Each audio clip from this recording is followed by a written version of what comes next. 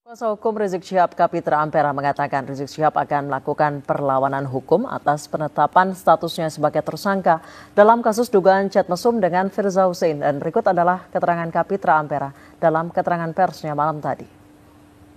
Tadi Habib Rizik memberi informasi ke saya, ya, dia marah besar, ya, marah sekali, dan akan melakukan perlawanan hukum dan politik. Perlawanan hukum itu adalah bahwa kita pasti akan memperadilan. Kenapa? Karena telah terjadi tirani penegakan hukum. Indikasinya adalah bahwa Habib Rizik harus menjadi target untuk dijadikan tersangka dan lalu ditahan. Kedua, undang-undang yang dipakai itu sangat sumir dan tidak mengandung unsur pidana satu apapun.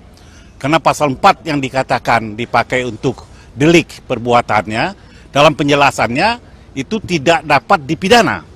Yang ketiga adalah bahwa konten yang jadi permasalahan itu masih debatable dan orang yang menyebarkannya sampai hari ini tidak pernah diselidiki, tidak pernah diusut dan tidak pernah ditangkap. Sehingga penegakan hukumnya jelas penegakan hukum yang sangat subjektif dan merampas hak-hak dasar masyarakat sebagai manusia. Untuk itu harus diuji penyidikan ini kepada pra-peradilan, dan juga kita akan mengajukan judicial review ke Mahkamah Konstitusi karena pasal-pasal ini sering sekali untuk membungkam aktivis-aktivis dalam melakukan koreksi, dalam menyampaikan aspirasi tentang kebijakan-kebijakan pemerintah. Dan ini kita menuju negara totalitarisme, dan ini sangat buruk bagi perkembangan demokrasi kita. Habib Rizik komunikasi langsung dengan saya dan memerintahkan kita untuk segera melakukan perlawanan hukum yang masif, yang sistematis dan terstruktur. Dan kita tadi sudah melakukan rapat gabungan untuk mengambil tindakan-tindakan hukum dengan secepatnya, karena ini baru informasi. Begitu surat penetapan tersangka sudah ada sama kita akan ajukan langsung pra-peradilan, dan kita juga akan ajukan uji material ke Mahkamah Konstitusi. Ya, pasal-pasal, bukan pasal pornografi, pasal menyebarkan konten ini sangat melanggar azas due process dan azas legalitas.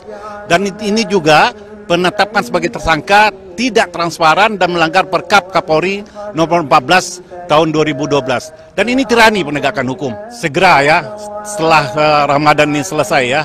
Tetapi kita semua sudah menghimpun kekuatan untuk melakukan perlawanan hukum. Tidak, karena akan didelegasikan oleh penasihat hukum. Karena penasihat hukum yang maju di pengadilan, bukan in personnya. Rek notice itu extraordinary crime, ya.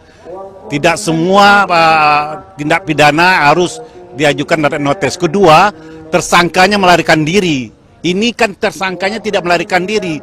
Ini sudah melanggar Undang-Undang Pelindungan Saksi. Saksi dinaikkan status menjadi tersangka. Inilah yang membuat rancunya penegakan hukum, sehingga orang-orang yang jadi saksi nanti akan takut menjadi saksi karena bisa dinaikkan statusnya menjadi tersangka. Sementara kita mempunyai lembaga pelindungan saksi. Bagaimana mungkin saksi bisa dilindungi kalau keterangan dia, keberadaan dia bisa dinaikkan status menjadi tersangka? Dan ini akan kita uji semua melalui proses peradilan. Jemput paksa itu tidak dikenal dalam undang-undang. Ya, panggilan ketiga perintah membawa. Perintah membawa artinya hari ini diminta dipanggil, hari ini diperiksa. Tidak ada istilah penjemput paksa. Karena penjemput paksa itu merampas kemerdekaan orang, dan itu melanggar hukum. Dan ini hukum ditegakkan dengan melanggar hukum. Dan sangat jangan melanggar azas due process of law dan azas legalitas. Termasuk melanggar Perkap Kapolri nomor 14, nomor 12. Itu yang saya sebutkan ada indikasi ini tirani penegakan hukum. Dan ini melanggar, karena KUHP jelas memerintahkan ada alat bukti yang akurat dan valid minimal untuk dijadikan orang tersangka. Ini buktinya tidak valid dan hanya berupa chat yang masih debatable, sementara chat itu sendiri kalau sebenarnya ada itu untuk dibuat untuk kebutuhan sendiri dan kepentingan pribadi, itu tidak melanggar hukum menurut pasal 4 Undang-Undang nomor 44 tahun 2010 di penjelasannya. Jadi pasal yang dikenakan ini tidak mempunyai kekuatan hukum apapun, tapi ini pasal order. Ya pokoknya Habib Rizik harus tersangka. Ini law by order. low by target, dan ini merampas hak-hak dasar manusia, masyarakat sebagai manusia. Ada yang order, ada tangan-tangan terselubung yang bermain, yang menggerakkan kepolisian. Ada dugaan, ada eksekutif order di sini, ya. Kita akan umumkan nanti apabila investigasi kita ini mengandung kebenaran absolut, tetapi ada dugaan, ada tangan-tangan terselubung yang menggerakkan ini. Kenapa? Kita lihat bahwa ini peristiwanya ada tempo 6 bulan baru naik lagi. Dari Januari sampai Mei, akhir Mei ini. Dan polisi sampai hari ini tidak bisa menjelaskan kapan tempusnya, kapan waktu konten itu dibuat dan lukusnya di mana, tempatnya dibuat di mana. Sampai hari ini peristiwa pidana harus ditentukan oleh tempat dan waktu peristiwanya terjadi. Sampai hari ini penyidik tidak dapat membuktikan kapan dan waktunya peristiwa pidana ini terjadi. Ini yang kita sebut tirani penegakan hukum. Indikasinya itu. Nah, penyebarannya ini harus ditangkap dong. Karena Undang-Undang Pasal 8 itu mengatakan orang yang menyebarkan. Ini sampai hari ini tidak pernah diproses, dan yang melaporkan pun juga tidak jelas siapa orangnya dan apa kepentingnya. Public area, interesting public, kepentingan publik apa yang terlanggar dalam komunikasi ini, dalam konten ini. Ini seharusnya chattingnya, yang menyebarkan chattingnya harus ditangkap. Ini berbeda dengan kasus artis A. Artis A itu jelas, ya, kawan mainnya pun tidak jadi tersangka. Dan itu jelas perbuatannya perbuatan yang betul-betul sangat vulgar. Dan ini masih debatable. Karena apa? Karena tidak pernah diakui oleh wanita F bahwa itu badan dia.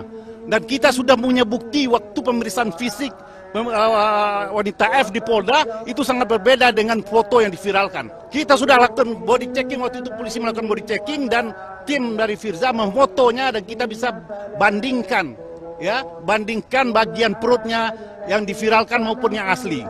Dan ini berjelas-jelas suatu penganiayaan hukum, anarki hukum terhadap Habib Rizik Syihab. Sekarang sudah terdaftar 726 pengacara untuk membela, tergabung dalam pengacara ulama dan aktivis. Kita lagi fokus pada kasus yang konten chat ini, ya.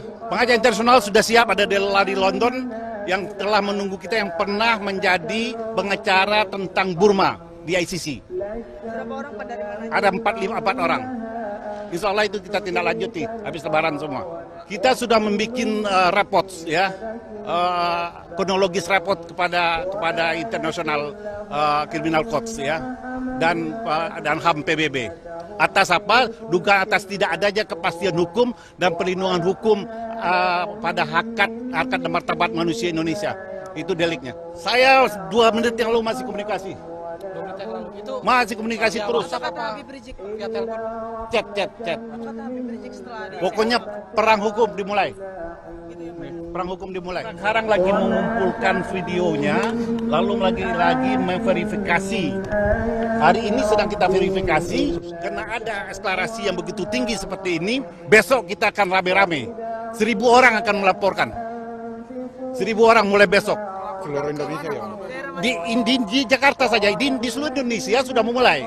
Di Padang, di Aceh, di mana-mana sudah mulai. Ya, lokator harus kita cari dong. Penyebarnya ini kan perbuatan melawan hukum. Kenapa polisi tidak kejar? Harusnya polisi kejar ini orang. Kenapa yang lain dikejar? Yang ini tidak dikejar. Ada diskriminatif di sini, ya. Diskriminatif penegakan hukum ini contoh jelek dari demokrasi kita. Revolusi putih ini kita mulai perang dengan hukum. Kita pakai instrumen hukum, jadi perang secara konstitusional. Kita uji undang-undangnya, kita uji penempatan tersangkanya, kita gugat ke pengadilan, kita gugat pengadilan internasional. Ini revolusi putih. Oh, kita nggak, dalam Islam pemerintah yang sah yang telah dipilih, ya, pemerintah yang telah dipilih oleh masyarakat haram untuk digulingkan. Islam melarang pemerintah yang sudah dipilih secara sah, maka dia haram untuk dijatuhkan. Ya, ini kita harus pakai Islamnya kafah nih, total, ya, jangan setengah-setengah. Jadi kalau ada yang mengatakan pemerintah bisa digulingkan, menurut teologi Islam itu haram. Kalau mau gulingkan sabar, 2 tahun lagi, lalu nggak usah dipilih, itu cara yang elegan, yang konstitusional.